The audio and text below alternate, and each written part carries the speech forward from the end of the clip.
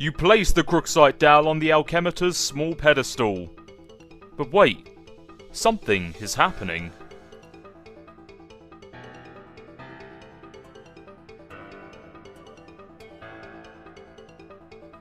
You set the Alchemitor to cast 3 perfectly generic objects for some reason, expending a total of 6 units of build grist.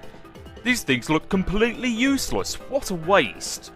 Out of the corner of your eye, you notice there's something in the sky. You switch back to your stack modus and get a closer look with your telescope. Whatever it is, the kernel sprite seems to be particularly agitated about it. You're no astronomer, but its trajectory looks suspiciously head-on with your current perspective. This is a troubling development. You also high-five the kernel sprite. You figure you've left him hanging long enough. You think about ingesting a unit of build grist. It is tempting because they strongly resemble Rockin' Blue Raspberry Gushers. However, the units of build grist are a gaming abstraction and do not seem to exist on the physical plane. There is apparently no crisis so imminent that will deter you from contemplating the most idiotic and frivolous of actions. Your dad is getting home. John, what did you do with your PDA this time? I'm working on the bathroom, but we are running low on build grist.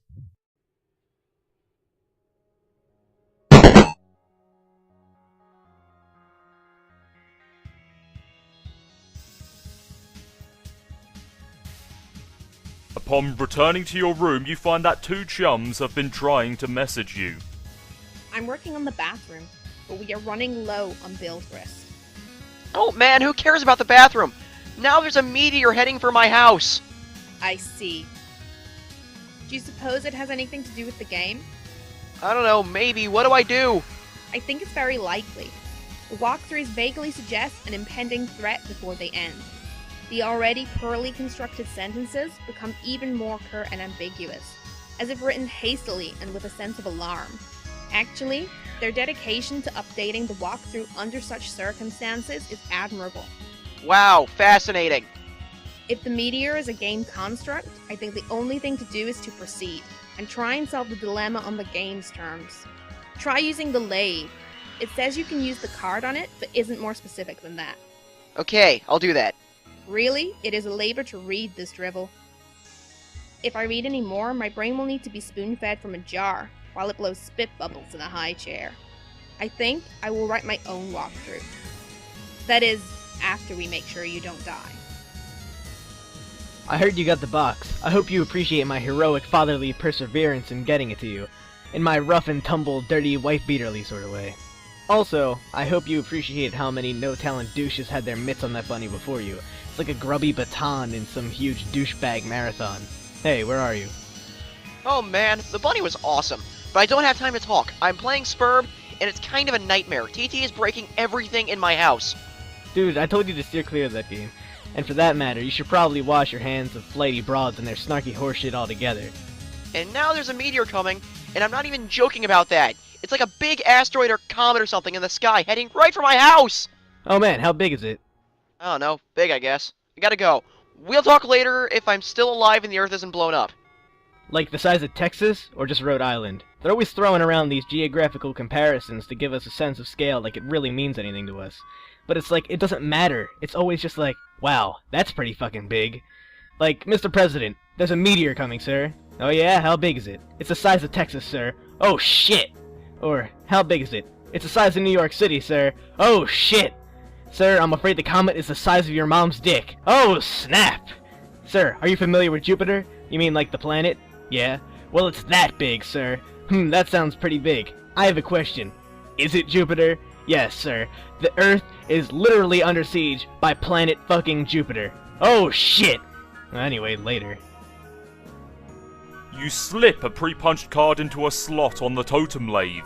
Above, the tool arm deploys a configuration of chisels. Now you just need something to lathe. Cursing your lack of foresight, you return to the balcony for the Crooksite Dowel you left on the pedestal. You navigate the hallway leery of your dad, who is presently puzzling over the new fixture in his hallway.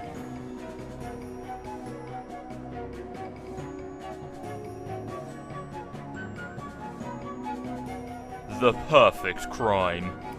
You retrieve the Crooksite dowel. Dad just shrugs and heads back downstairs, presumably to do more baking. If only he knew you were hard at work saving his ass. Moving on, you clamp the Crooksite into the lathe. The lathe then carves one totem. You take said totem. Alright, I used the lathe to make this blue shapey thing. Now I guess I take it back to the alchemixer again? Hello? A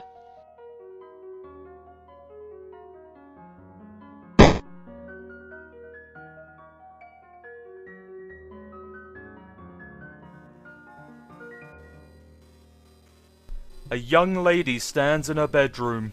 Due to a violent storm, her house has just lost power, along with her wireless internet connection. This has severed her link to a popular video game she was playing with a young man at a critical moment.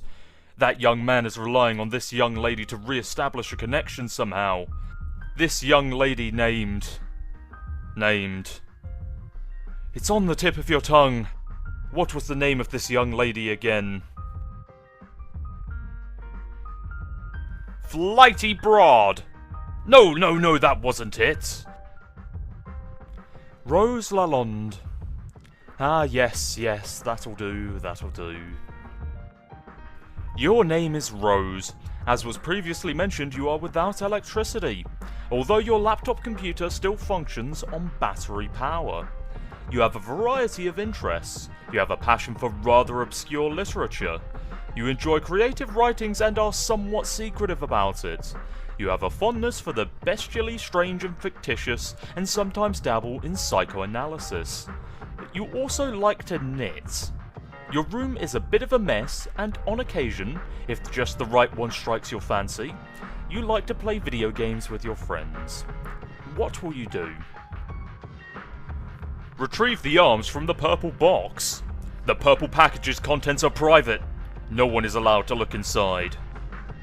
Writhe like a flagellum and puke on your bed. The thought alone makes you sick to your stomach. Then how about you stroke your writing journal and mutter, "My precious." You would only resort to such an embarrassing activity while no one was watching. These journals are for your eyes only. You capture log the violin, storing it in the root card of your Silodex. Furthermore, you choose to play a haunting refrain on your violin.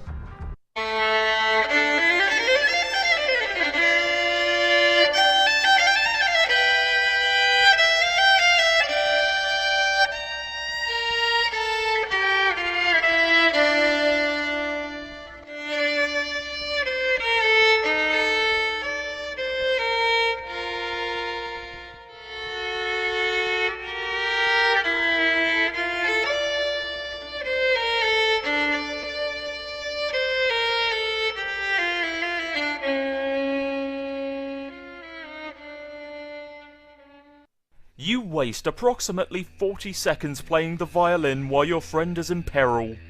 Nice time management skills there, sweetheart. Since your good-for-nothing friend is obviously not going to bail you out in time, you issue words of parting fondness to dear sweet Liv. Oh, if only Affleck could have been the one to make the final sacrifice instead of her stubborn, blue-collar, salt-of-the-earth father. Then she would fall into your arms for consolation, and you would be the one to make the deceased Bruce Willis proud. Rose chooses to pick up her knitting bag. It occupies the left leaf card under the violin, per the tree modus's alphabetical sorting method. K less than V. Your panoramic window offers a view of your yard below, and the mausoleum housing your dead cat, Jaspers, who died when you were young. Your mum had the structure erected with the spirit of a scornful irony in response to your youthfully innocent request to hold a funeral for the animal. At least this is how you have come to interpret the gesture in retrospect. You can also make out a silhouette for a laboratory next door, a facility which likely broadcasts a strong wireless internet signal. You may be able to connect to the signal from a different part of the house, perhaps if you seek higher ground. You take your laptop and prepare to make the journey through the house. L less than V. L more than K. This causes the tree to be unbalanced, so your Silodex auto-balances itself.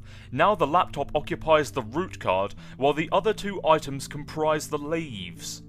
K less than L, V more than L. You examine a book on your desk. The Grimoire for Summoning the Zoologically Dubious.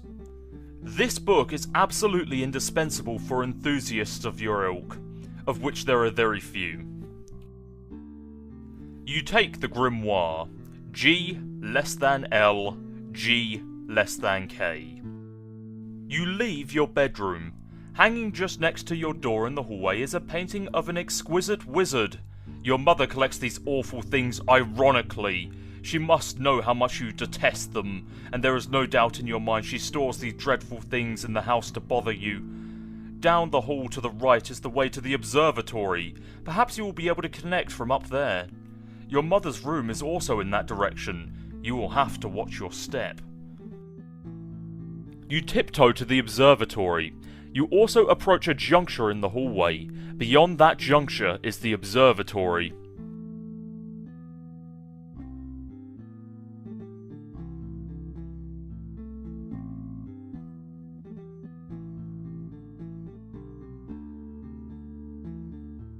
This door leads up to the observatory.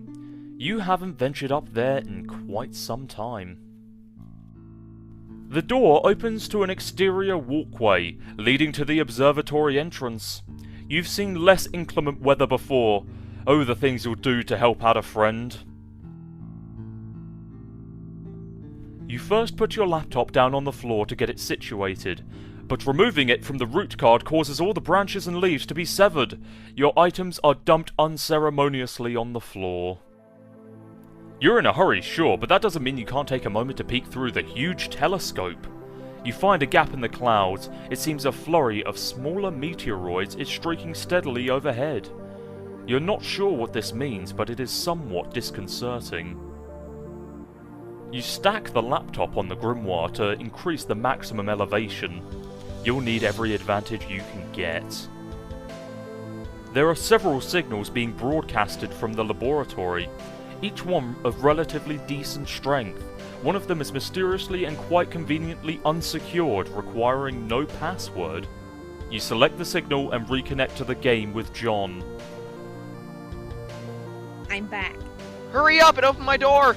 Not that it even matters, I think I'm probably dead no matter what. Patience. You still haven't used the new totem. Huh? I believe it will create the item on the punch card. So what is it, like an apple or something? What good will that do? We'll see. I found no evidence that anyone has successfully created the item. And the content of the card appears to be variable from session to session. In one instance, it was described as an eggy lockin' thiggin. Do we have enough of these building jewels to make it? According to the Athenium, it is a free item. This speaks of its importance, in my view. Now off you go. Well, there goes the rest of your build grist.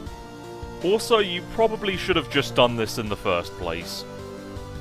You take the totem to the alchemitor, but you've got to get those stupid blocks out the way first. The Colonel Sprite is getting awfully worked up about all this.